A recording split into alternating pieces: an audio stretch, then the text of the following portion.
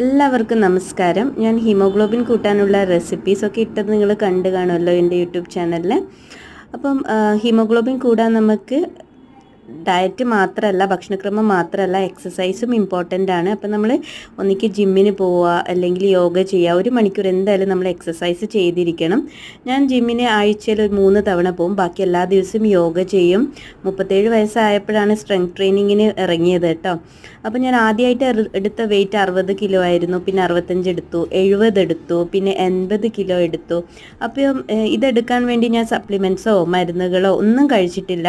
30 വയസ്സ് കഴിഞ്ഞാൽ എല്ലാവരും പറയും സപ്ലിമെൻറ്റ്സ് ഒക്കെ കഴിക്കണം. അതിൻ്റെ ഒന്നും ആവശ്യമില്ല. നമ്മൾ കറക്റ്റായിട്ട് ഡയറ്റൊക്കെ ചെയ്യുകയാണ്, ഹെൽത്തി ലൈഫ് സ്റ്റൈലൊക്കെ ഫോളോ ചെയ്യുകയാണെങ്കിൽ നമുക്ക് ഈസി ആയിട്ട് വെയിറ്റൊക്കെ എടുക്കാൻ പറ്റും. വേദനകളോ ഒന്നും ഉണ്ടാവില്ല. അപ്പം ഞാൻ വെജിറ്റേറിയനാണ്. ഞാൻ വെജിറ്റേറിയൻ ഫുഡ് കഴിക്കുന്ന ഒരാളാണ്. എനിക്ക് എഗ്ഗ് ഞാൻ വല്ലപ്പോഴും കഴിക്കും. പിന്നെ വെജിറ്റബിൾസൊക്കെ നന്നായിട്ട് കഴിക്കും, ഇലക്കറികൾ കഴിക്കും, രാവിലെ നേരത്തെ എഴുന്നേക്കും, പ്രാണായാമ ബ്രീത്തിങ് ഒക്കെ ചെയ്യും. അപ്പോൾ ഇതുപോലെ നിങ്ങളും ഹെൽത്തി ലൈഫ് സ്റ്റൈലൊക്കെ ഫോളോ ചെയ്യുകയാണെങ്കിൽ നമുക്ക് കുറേ അസുഖങ്ങളിൽ നിന്ന് രക്ഷപ്പെടാൻ സാധിക്കും.